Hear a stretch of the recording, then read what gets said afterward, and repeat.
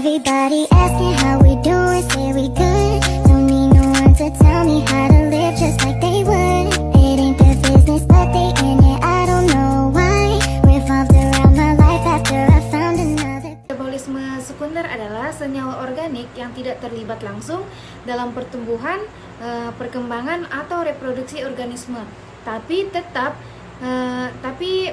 penting dalam perkembangan, kegiatan ekologi dan fungsi tubuh lainnya. Jadi metabolisme sekunder ini adalah turunan dari metabolisme primer.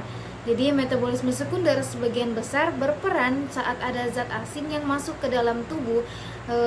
Mekanisme sekunder ini merupakan pertahanan tubuh, namun tidak berperan dalam pembentukan struktur molekul tubuh. Jadi artinya metabolit sekunder tidak diperlukan secara terus-menerus oleh tubuh sehingga hanya diproduksi dalam jumlah sedikit. Ada banyak metabolit sekunder yang dihasilkan oleh makhluk hidup. Berikut adalah contoh dari metabolit sekunder. Jadi antibiotik, antropodin, alkaloid, steroid, fenolat, terpenoid. Jadi biosintesis metabolit sekunder sangat beragam, tergantung dan golongan senyawa yang bersangkutan berdasarkan kenyataan bahwa pada fase pertumbuhan, tumbuhan utamanya memproduksi metabolit primer, sedangkan metabolit sekunder belum atau hanya sedikit di metabolisme.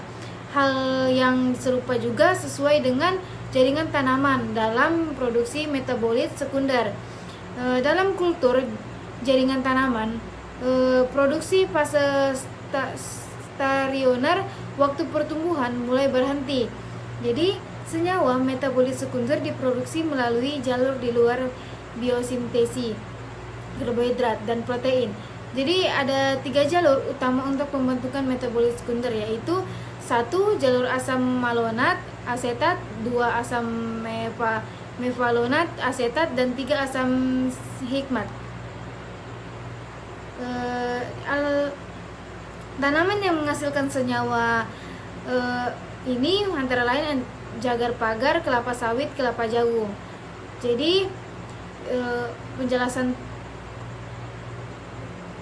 produksi senyawa metabolit sekunder melalui kultur sel jaringan tidak selalu lebih tinggi hasilnya pada sistem produksi metabolit sekunder. Pada sistem produksi metabolit sekunder menggunakan kultur sel atau akar dengan hasil.